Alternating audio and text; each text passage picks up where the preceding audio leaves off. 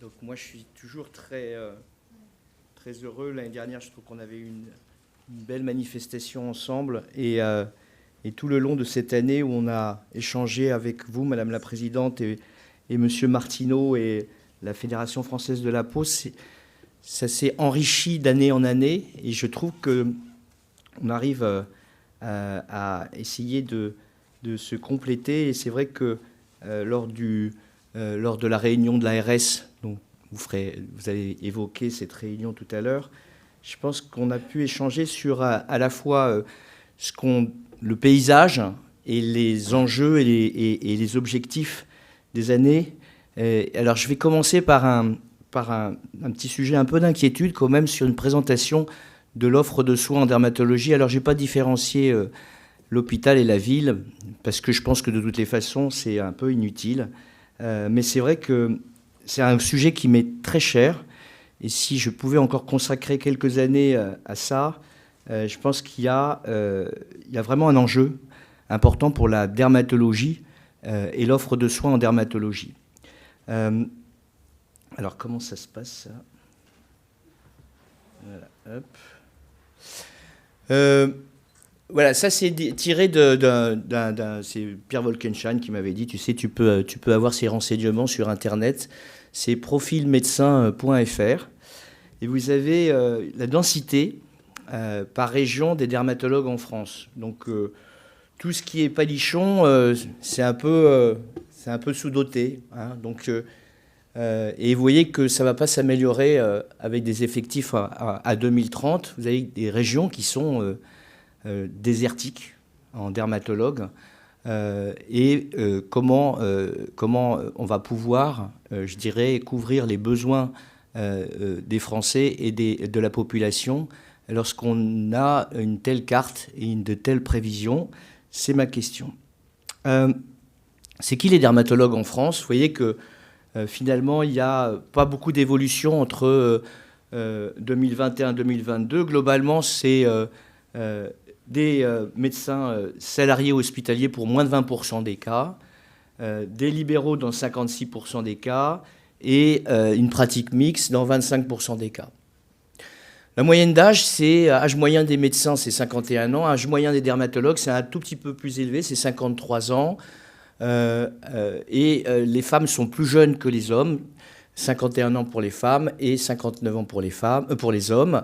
Et il y a un taux de féminisation de notre profession qui est relativement important, plus important que l'ensemble des médecins, puisque c'est 49% pour l'ensemble des médecins. Elle représente 49%. En dermatologie, elle représente 72% des médecins praticiens. Donc une population totalement différente de la population médicale en France. Ça aussi, c'est pas génial. C'est la courbe, vous voyez, la répartition en fait de l'âge des dermatologues praticiens en France. Vous avez vu 52, 59, 60, 64, 60, 64, c'est la plus grande proportion des médecins. Et ce qui offre une perspective plutôt négative, puisque le taux de réamorcement de cette pompe qui continue de partir à la retraite n'est pas amorcé. Et vous avez ici une représentation en fait de la disparité de la répartition sur le territoire, avec une tendance à l'aggravation. Vous avez les médecins de plus de 60 ans et ceux de 40 ans, à droite et à gauche. Et on va se retrouver dans une situation très proche de celle de l'ophtalmologie, où on a une profession qui vieillissante.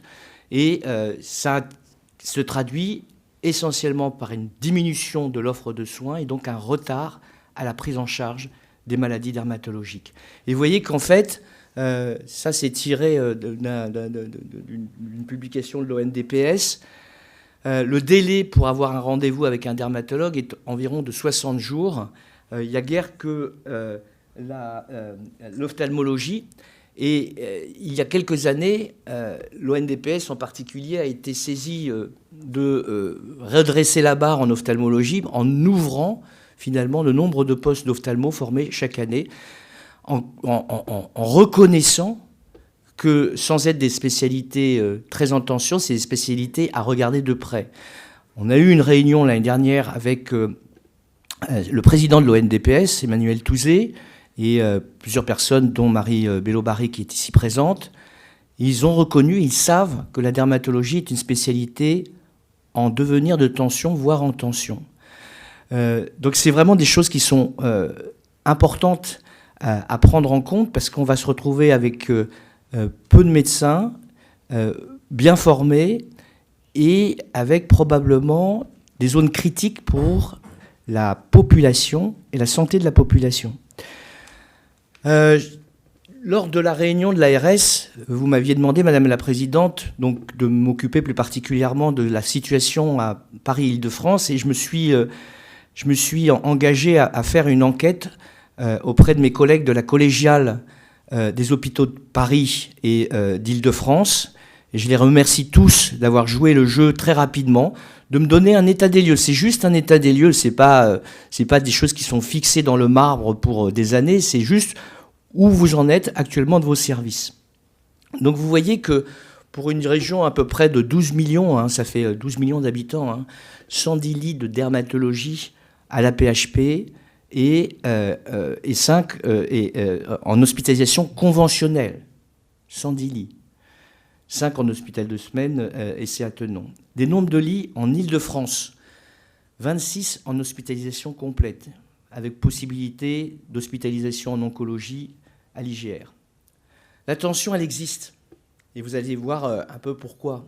21 lits fermés sur les 115 lits de la PHP, et l'année dernière, notre collègue cette année, notre collègue de Bichat, s'est vu fermer l'ensemble de ces lits du fait d'un gros problème de personnel non médical. On se retrouve, nous, à nous défendre dans les hôpitaux pour une spécialité qui reste une spécialité pour nous majeure, puisque c'est la plus belle des spécialité organes externes, avec des enjeux que vous savez très importants en termes de qualité de vie aussi, pas seulement en termes de mortalité et de morbidité, mais beaucoup de retentissement sur la qualité de vie de cette spécialité. Et donc on se retrouve, nous, à défendre cette spécialité dans des GH ou GHU qui sont là aussi en tension, des spécialités qui pour eux sont par définition en tension. Anesthésie, réanimation, radiologie, pourquoi? Parce qu'il y a bien sûr l'attractivité du privé, mais l'anesthésie, réanimation, il y a des gros problèmes dans beaucoup de services et on n'arrive pas à opérer les patients. Donc on ne va pas privilégier finalement les services de dermatologie. Donc vous voyez que souvent, ce sont des problèmes paramédicaux, et ça, c'est sociétal. On va pas se cacher la vue, c'est que notre système de santé, avec la difficulté de recruter dans le cadre d'une activité permanente de soins, c'est-à-dire que je parle de l'hospitalisation conventionnelle, c'est-à-dire que c'est des services qui ne ferment pas, qui ouvrent samedi, dimanche, qui ne ferment pas la nuit. Or, ce n'est plus forcément totalement en adéquation avec le désir des plus jeunes. Il faut le dire. Actuellement, on a privilégié avec, vous aviez dit tout à l'heure, c'est bien de se voir. Malheureusement, beaucoup des jeunes qui ne travaillent pas dans le soin, ils travaillent en télétravail, peut-être 2-3 jours dans la semaine. Et puis le week-end, ils commencent quelquefois le jeudi soir. Et quand on a suffisamment de moyens, on peut aller faire du kite le vendredi et puis travailler en télétravail entre-temps. Compatible avec une vie d'infirmière? Non, pas compatible. Donc ça, c'est une vraie question, c'est un enjeu de société. Ce n'est pas aujourd'hui qu'on va résoudre, mais c'est des choses qu'il faut, bien entendu, prendre en ligne de compte. Donc ça, j'ai passé là-dessus. Voilà, c'est juste pour vous donner le paysage. Donc à Paris, nous... Il faut parler du terrain. Moi, je ne cache pas les difficultés que dans mon service, avec le professeur Aractingy, nous avons connues cette année.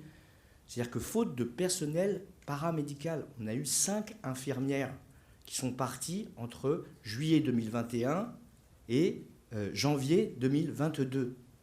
5 infirmières qui se connaissaient toutes, les unes les autres, qui travaillaient ensemble depuis 10 ans et qui ont quitté, pour des raisons personnelles, des raisons professionnelles, leur activité dans le service.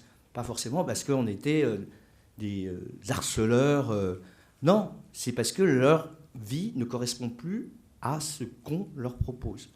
Il y a eu le Covid qui est passé par là, peut-être que ça a peut-être accéléré tout ça. Et nous avons vécu une fermeture de lits quand on a une unité de 13 lits conventionnels et qu'on est amené à enfermer 6 sur 13 pendant 2 mois, et maintenant on est encore à 10 sur 13 parce qu'on n'a pas encore toutes nos infirmières et qu'on travaille avec des infirmières de suppléance ou des infirmières intérimaires qui ont un coût supplémentaire à la société. Là aussi, il faut se poser des questions. Où est-ce qu'on va recruter les infirmières et fidéliser les infirmières de demain? Là, c'est la situation en Île-de-France avec deux services hospitalo-universitaires et APHP que sont Mont-d'Or et Avicenne, mais trop peu de lits offerts pour une population en plus souvent démunie et des secteurs totalement déshabités ou en voie de déshabitation, si je peux dire, notamment dans le nord de l'Île-de-France, 93, 95, et puis aussi dans ce grand département du 77, pas un seul lit d'hospitalisation fléché dermatologie. Donc une situation relativement préoccupante. Et je reprends ce travail qui avait été publié par Glaser dans le JAD, dans le journal bleu, mais également dans les archives à l'époque, dans les JAMA Dermatol, où on estime que pour bien soigner la peau des gens, il faut plus de 4 dermatologues pour 100 000 habitants.